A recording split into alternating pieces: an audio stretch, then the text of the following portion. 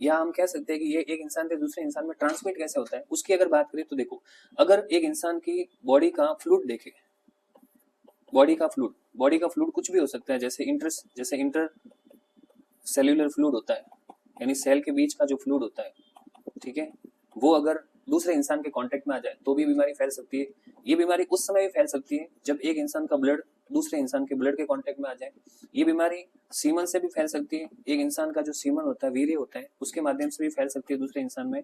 ये इंसान के पसीने से भी फैल सकती है, ये इंसान के जो टीयर्स होते हैं, आंसू होते हैं, उससे भी फैल सकती है। इंसान की बॉडी का जो यूरिन है उससे भी ये बीमारी फैल सकती है। इंसान की बॉडी का जो फिसीज होता है, मल वगैरह जो होता है, उससे भी ये बीमारी फैल सकती है। ठीक है, इसका मतलब हमारी बॉडी का कोई भी किसी भी टाइप का जो फ्लूइड है, वो फ्लूइड जो है वो ये बीमारी फैला सकता है। ठीक है, तो ह्यूमन बॉडी का कोई, इसके अलावा हम कह सकते हैं कि कोई चोट लगी है और कई मान लो छोटा सा मवाद निकला हुआ है, पस निकला हुआ है, तो इस पस के थ्रू भी ये जो चीजें वो फैल सकती है। इसके अलावा इन्फेक्टेड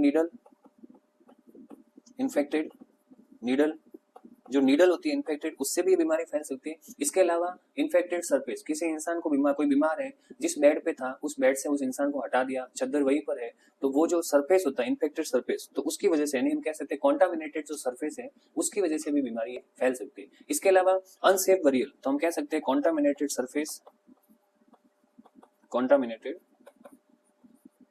सरफेस और अनसेफ बरियल, अनसेफ बरियल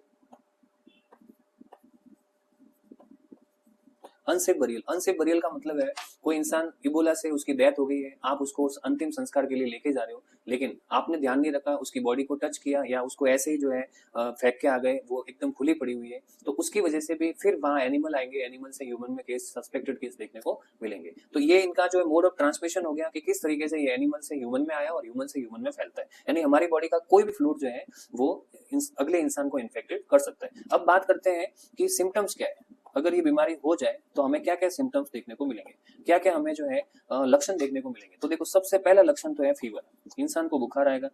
दूसरा लक्षण बॉडी के अंदर जो है वो आएगा थकान, फैटिगनेस, यानी एक इंसान को थकान आएगी।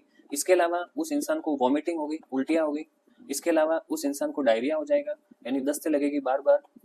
डायरिया के बाद में उस इंसान के अंदर एक्सटर्नल और इंटरनल ब्लीडिंग होगी, एक्सटर्नल प्लस इंटरनल ब्लीडिंग, जिसको हम कह सकते हैं हेमरेज। क्या कह सकते हैं? हेमरेज। ठीक है, तो इंटरनल और एक्सटर्नल ब्लीडिंग होती है जिसको हम कह सकते हैं हेमरेज।